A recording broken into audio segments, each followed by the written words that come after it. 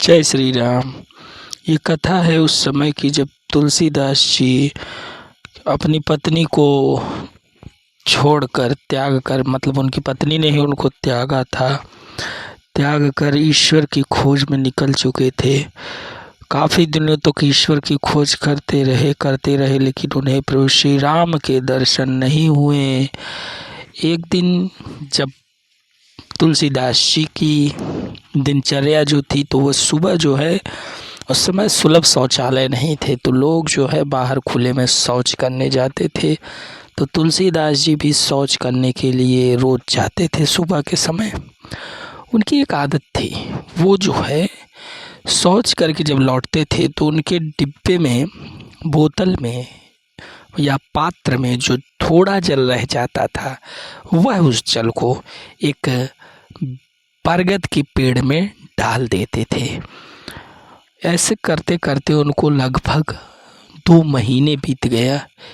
एक दिन जब वो फिर से वही नित्य कर्म करके जो जल पात्र में उनके बचा था, उस जल को उन्होंने जैसे ही बरगद के वृक्ष में डाला, तो अचानक एक बहुत ही बड़ा ब्रह्म वहाँ प्रकट हुआ।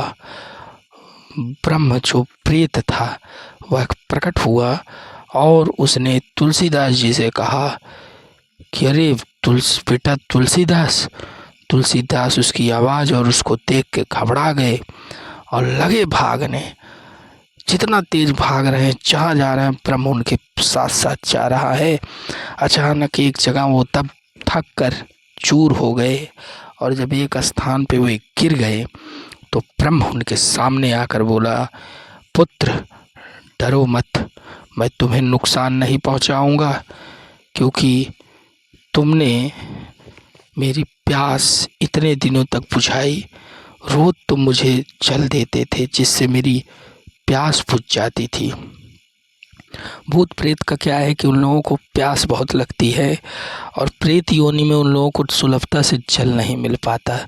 लेकिन तुलसीदास जी के इस कृत्य से उस प्रेत को रेगुलर जल मिलने लगा, जिससे वह बहुत प्रसन्न हुआ और उसने तुलसीदास जी से कहा कि हे पुत्र, क्या चाहते हो तुम बताओ, मैं तुम्हारी कुछ न कुछ इच्छा जरूर पूर्ण करूँगा।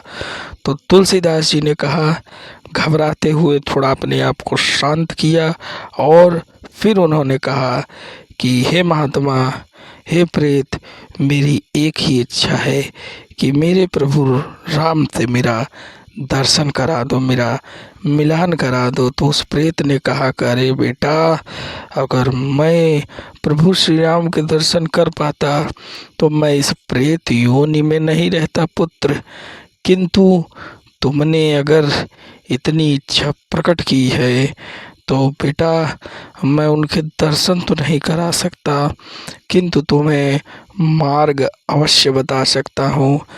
तुलसी बाबा बहुत प्रसन्न हुए। उन्होंने कहा, बताइए महाराज, उस मार्ग को बताइए जिससे मैं प्रभु के दर्शन कर पाऊँ। तो उस प्रेत ने कहा कि पुत्र तुम जाओ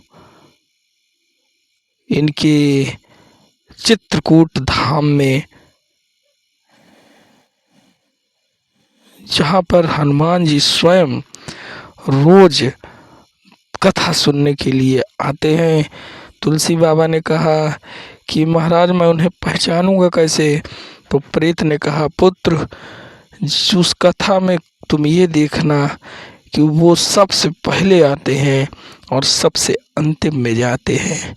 यह पहचान ले के तुलसी बाबा जी चित्रकूट की तरफ बढ़ चले और चित्रकूट, जिसके बारे में आपने सुना है कि वहाँ की सबरी थी, चित्रकूट के घाट घाट पर सबरी देखे बाट राम मेरे आ जाओ।